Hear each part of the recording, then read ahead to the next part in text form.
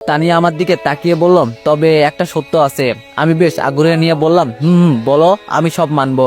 তানিয়া বলল, তোমার সাথে সব হবে, তবে আজকের পর থেকে আমার কাছে কিছুই চাইবে না। আজকে মনে করো আমি শুধু তোমার, তাই যা ইচ্ছা করতে পারো, আমি না করব না। তবে এইসব বিষয়ে কেউ যেন জানতে না পারে।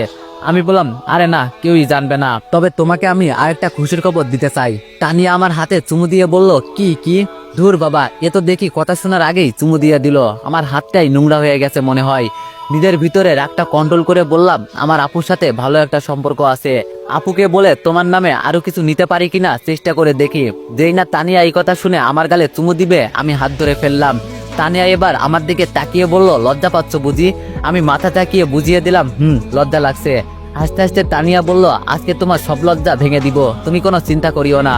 আমিও মাথা নিচু করে বললাম, দেখাই যাবে। তানিয়া বলল, আচ্ছা এখন বলো কি খাবে? আমি একটু দ্বিধায় পড়ে বললাম, তুমি যা খাবে আমিও তাই খাবো। তানিয়া খাবার অর্ডার শেষে বলল, তোমার ভিতরে তো দেখি ভালোবাসা উতলিয়ে পড়ছে আমার জন্য। খুশি মনে বললাম, আজকের দিনটাই শুধু আমি তোমাকে কাছে পাবো, এর থেকে আনন্দের বিষয় আর কি বা হতে পারে। এই বলে তানিয়ার চোখের দিকে তাকাতেই তানিয়া চোখ মেরে দিল। নিজের বউয়ের সাথেও মনে হয় এত রোমান্স করব না, এর সাথে যেই মিথ্যা রোমান্স করছি। খাবার আসতেই যেই খেতে শুরু করব, অমনি তানিয়া বলল, দাঁড়াও। আমি থেমে ওর দিকে তাকিয়ে বললাম, তোমার আবার কি হয়েছে? তানিয়া সামনে বসা ছিল, ওখান থেকে উঠে আমার পাশে এসে বসলো। আমি একটু দূরে সরে বসে বললাম, কি ব্যাপার তানিয়া, তোমার মতলবটা কি? তানিয়া খাবারের প্লেট হাতে নিয়ে বলল, কোনো মতলব নেই, বলছি না একদিনের জন্য আমি তোমার, এই জন্য তোমাকে খাইয়ে দিব। ওর হাত দিয়ে আমার সামনে খাবার তুলে ধরলো। মনে হচ্ছে জানো আজকে নিজের মাথায় নিজে কুড়াল দিতে এখানে আসছি। কেন যে এখানে আসলাম, না আসলেও তো কিছু সমাধান হতো না। ওইদিকে আপু আবার বন্যাকে খুঁজে পাই কিনা সন্দেহ লাগছে। আমি তানিয়ার হাত ধরে বললাম, আমি তো খেতে পারবো। তানিয়া আমার হাত ছাড়িয়ে দিয়ে বলল, কোনো কথা না, তুমি তো আর আমাকে খাইয়ে দিবে না, তাই আমি খাইয়ে দিই। বিশ্বাস করেন ভাই, লজ্জায় আমার মাথা কাটা যাচ্ছে। রেস্টুরেন্টে এত মানুষ, এর মাঝে আমরা দুইজন একজনের সাথে আরেকজনের শরীর মিশিয়ে বসে আছি, আবার তানিয়া খাইয়ে দিতে চাচ্ছে। এমন পরিস্থিতিতে পড়বো আমি কল্পনাও করতে পারি নাই। বলা তো যায় না কে কখন ভিডিও করে ভাইরাল করে দেয়। আজকালের যুগটা তো খুব ভালো, গার্লফ্রেন্ডের শরীরে একটু হাত দিলেই ভাইরাল। না জানি আমার কোন অডিয়েন্স ক্যামেরা নিয়ে বসে আছে। তানিয়া একটু জোরেই বলল, এই তুমি আবার কি চিন্তা করো? আমি ভাবনার জগৎ থেকে বের হয়ে বললাম, না তেমন কিছুই না। তানিয়া খাইয়ে দিচ্ছে, আমি কি আর বসে থাকতে পারি? ভদ্রতার খাতিরে আমি ওর সামনে খাবার তুলে ধরলাম। তানিয়া একটা হাসি দিয়ে খাবার মুখে তুলে নিল। হঠাৎ পিছন থেকে একটা ছেলে বলল, ও ভাইয়ারা, এটা রেস্টুরেন্ট, সবাই আপনাদের দিকে তাকিয়ে আছে, এত ভালোবাসাবাসি বাসায় গিয়ে করেন, কেউ দেখবে না। আমি তানিয়ার থেকে দূরে গিয়ে বললাম, দেখছো সবাই কি বলছে?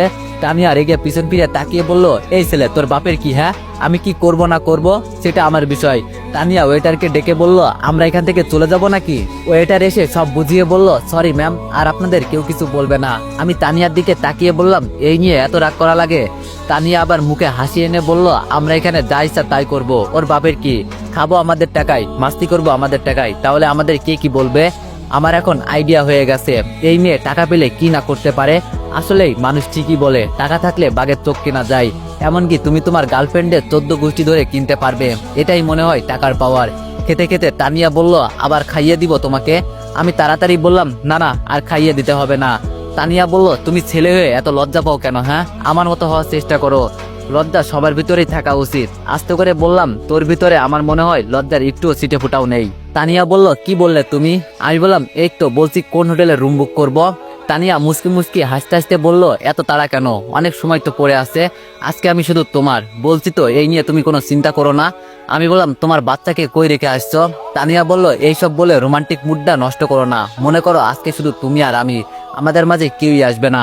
আমি বললাম, আচ্ছা তানিয়া, আপু কখন বলতে সবকিছু লিখে দিবে? তানিয়া বলল, এই বলে কয়েকদিনের ভিতরে, আর লিখে দিলেই তোমাকে আমি আরেকটা শেষ সারপ্রাইজ দিব। আমি মন খারাপের ভান করে বললাম, ও। তানিয়া আমার দিকে তাকিয়ে বলল, মন খারাপ করলে? দেখো, মন খারাপ করবে না, যখন তোমার আমাকে বেশি মনে পড়বে তখন শুধু একটা ফোন দিও। আমি তানিয়াকে থামিয়ে বললাম, থাক থাক, আর বলতে হবে না, আমি সব বুঝে গেছি। তানিয়া বলল, এই বিষয়ে তুমি খুব পাক্কা মনে হচ্ছে। আমি বললাম, আরে না, তেমন কিছুই না, এসবের মাঝে কখনো জড়ানো হয় নাই, তোমার সাথেই প্রথম। তানিয়া অবাকে বলল, তাহলে তো আমার ভাগ্যটা খুব ভালো। খাবার শেষের দিকে ওয়েটার এসে বলল, বিলটা।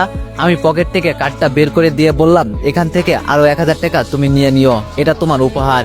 ওয়েটার একটা হাসি দিয়ে ধন্যবাদ জানিয়ে চলে গেল। এর মাঝে তানিয়া বলে উঠল, বাবা, তোমার দেখি টাকার অভাব নেই? আমি হাসতে হাসতে বললাম, অনেক আছে, তবে কাউকে দেখাই না। তানিয়া বলল, তাহলে রিয়ার বডিগার্ড হিসাবে কাজ করো কেন? আমি বললাম, আরে এটা তো পার্ট টাইম জব, জাস্ট সময় কাটানোর জন্য। তানিয়া মাথা থাকাতে থাকাতে বলল, তাই নাকি? আমি একটু তাড়া করে বললাম, তাহলে চলো। তানিয়া বলল, এই তো যাবো, এত পাগল হইও না তো, দেখা যাবে তোমার কতটুকু দম আছে।